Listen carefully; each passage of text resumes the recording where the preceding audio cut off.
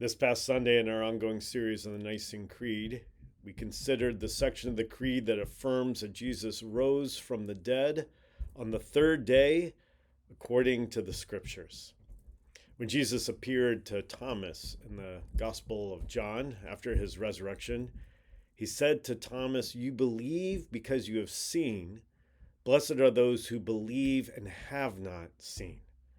And so Jesus was affirming that as we affirm his resurrection, as we believe in his resurrection, even though we have not seen him in the flesh, risen from the dead, that there are blessings for us.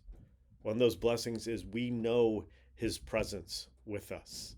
We may not see him in the flesh yet, but we can experience and grow in a knowledge of his presence. We know his presence with us in dark times. And we connected that to the time when Jonah cries out from the belly of a fish to the Lord and knows even in that place that feels like abandonment, the Lord is with him. We know too the presence of Jesus who suffered for us, who knows what it is to suffer, but who is with us at all times. In his resurrection, we know a sure and certain hope. We do have certainty. Again, even though we're not eyewitnesses to his resurrection as the first disciples will, we have the testimony of those eyewitnesses. And that is reliable testimony. That is testimony from people who gave their lives to proclaim that Jesus Christ is risen from the dead. Many of them who literally gave their lives and who died proclaiming that message and who made it clear that that message is at the core of the good news. It's not an add-on, but central to our faith is that Jesus Christ is risen from the dead, defeating death, and making a way for us into eternal life.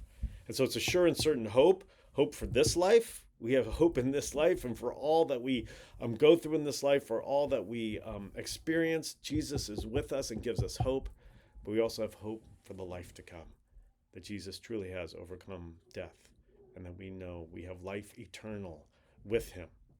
And finally, in the resurrection, we have joy. Joy right now because Jesus has risen from the dead. He is alive. And we know hope in him, which leads to joy. And so I reflected on Thomas, who for a week refused to believe that Jesus had risen from the dead, even though eyewitnesses, right, reliable eyewitnesses, his closest friends, had told them that they had seen Jesus in the flesh.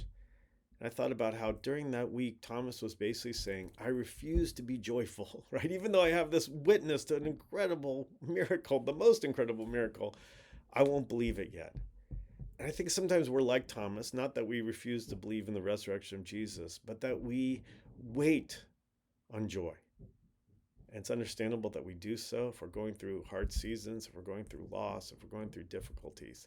And yet, even in the midst of those difficulties and loss, we can know a joy, the resurrection of Jesus. We can know resurrection power in him.